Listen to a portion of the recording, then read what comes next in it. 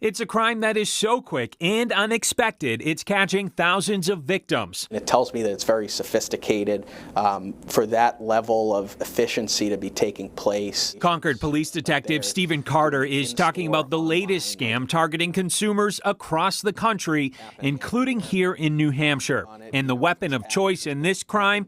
Gift cards. This person had hundreds. It all starts in a physical retail store. So the suspects will go into the store and remove hundreds of gift cards off the shelves. From there, Carter says the cards are mailed to other conspirators who work meticulously to unpackage the gift cards in order to access information. They'll take the PIN code off, they'll record the card number, the PIN code, then the cards get sent back into different people's hands where they will sneak them back onto the shelves to make them look as if they're new and never been touched. Setting the trap for an unsuspecting shopper.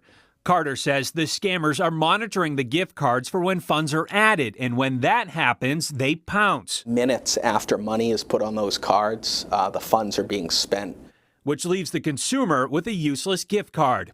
The scam first came on Concord's radar back in December. Since then, 5 people have been arrested for their alleged roles in the crime, all with ties to China. They pleaded not guilty and are being held while their cases move through the court system. The investigation is still ongoing, so Carter can't speak of specifics in this case.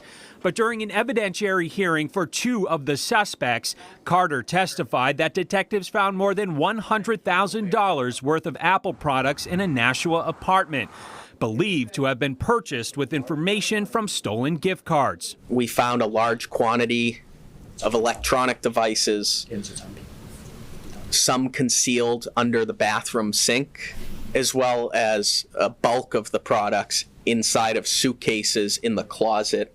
News 9 Investigates has learned that the investigation then led detectives here to Salem, where they found an additional $6 million worth of electronics in a 3,000 square foot warehouse. It's very organized, and unfortunately it's very profitable for the criminals. William Krogan is the Assistant Special Agent in charge for Homeland Security investigations. And when I speak to my colleagues at HSI or other law enforcement agencies across the country, it's something that they're seeing happening on an increasing level as well.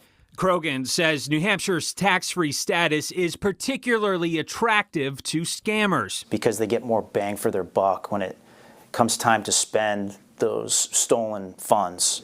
As for who's behind all this, Krogan says it varies, but it's mostly criminal organizations from overseas. And what they're doing is they're driving the illicit economies for crime around the world, whether it's drug trafficking or fraud.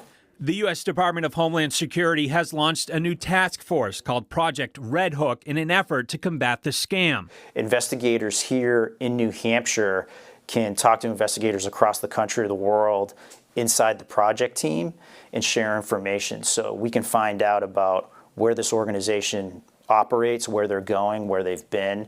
And that's important for us because it gives us evidence to eventually charge people for crimes. Tim Callery, WMUR News 9.